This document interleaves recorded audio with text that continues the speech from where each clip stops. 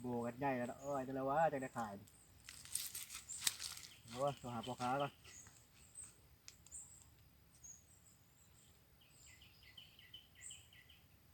ฮัลโหล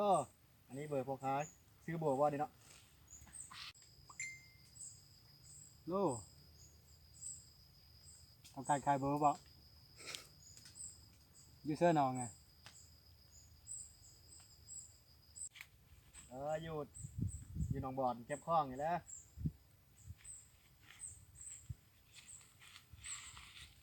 ซื้อได้ขายง่ายนี่แหละ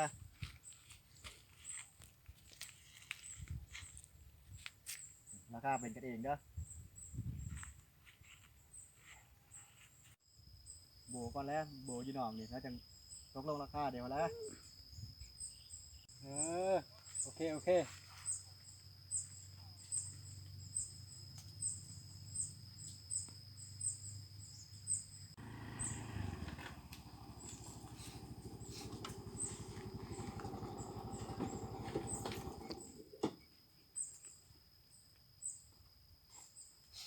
ยูเซอร์น้องโบบนราคาเนี่ยนี่แหละนี่ลงไปเอาเลยเดี๋ยวมาเบิ่งเด้อ ขายแบบเลิศเนี่ย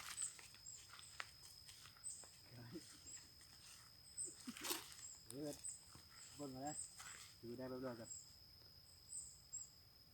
ตกลงคือว้าวเลย คือขายจำเลยแต่เก่าเลยคือจำเลยราคา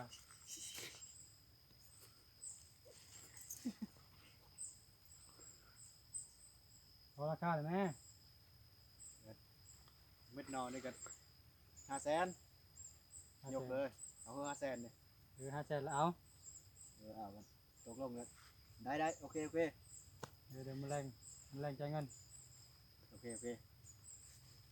ป่าพร้อมเลยนี่ ปลากระขายวะขายเล้งมาป่านี่รวมมีเล้งโอ้ป่าธรรมชาติได้นี่ ปลาธรรมชาติ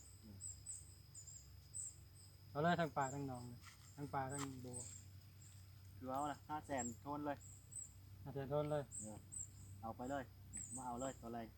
โอเค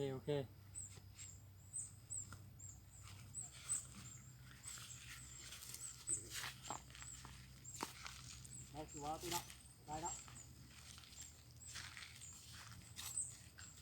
ได้ที่สันไปซื้อได้บ่